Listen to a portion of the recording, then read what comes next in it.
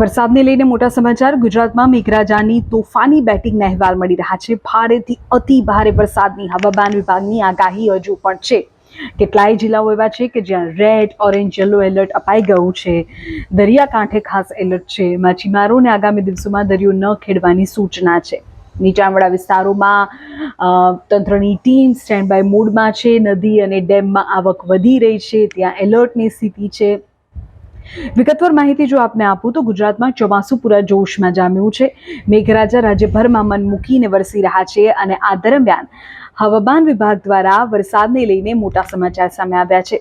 રાજ્યમાં આગામી દિવસોમાં વરસાદનું જોર હજુ પણ વધી શકે છે. હવામાન વિભાગની લેટેસ્ટ અપડેટ એવું કહે છે કે ગુજરાતના અલગ અલગ વિસ્તારોમાં ભારેથી અતિ ભારે વરસાદની શક્યતાને ધ્યાનમાં રાખીને રેડ, ઓરેન્જ અને યલો એલર્ટ જાહેર કરવામાં આવ્યું છે, જેમાં દક્ષિણ ગુજરાત અને સૌરાષ્ટ્રના જિલ્લાઓમાં અત્યંત ભારે વરસાદની સંભાવના છે. ત્યાં રેડ એલર્ટ છે. ઓરેન્જ અને યલો એલર્ટ ક્યાં છે? મધ્ય ગુજરાત અને ઉત્તર ગુજરાતના વિસ્તારોમાં, કે જ્યાં પણ વાદળછાયા વાતાવરણ વચ્ચે મુશળધાર વરસાદની આગાહી કરવામાં આવી છે.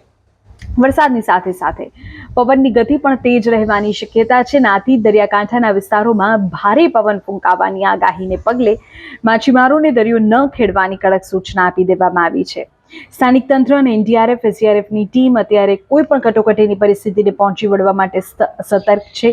કેટલાક સ્થળો પર સ્ટેન્ડ બાય મોડ પર છે. નીચાણવાળા વિસ્તારોમાં રહેતા લોકોને સાવચેત રહેવાની અપીલ કરવામાં આવી છે. જરૂર પડે ત્યાં ટીમ સ્થળાંતર કરવા માટે પણ તૈયાર છે. એટલે અત્યારે હિતાવહ એ જ છે કે આપણે જ્યાં છીએ ત્યાં રહીએ, બિનજરૂરી પ્રવાસ ટાળીએ, તંત્રની માર્ગદર્શિકાનું પાલન કરીએ અને રોજ આવતા અઢળક વોટ્સએપ મેસેજીસની બદલે સત્તાવાર સમાચાર ઉપર જ ધ્યાન આપીએ, અફવાઓથી દૂર રહીએ, પોતાનું અને પોતાના પરિવારનું રક્ષણ કરીએ.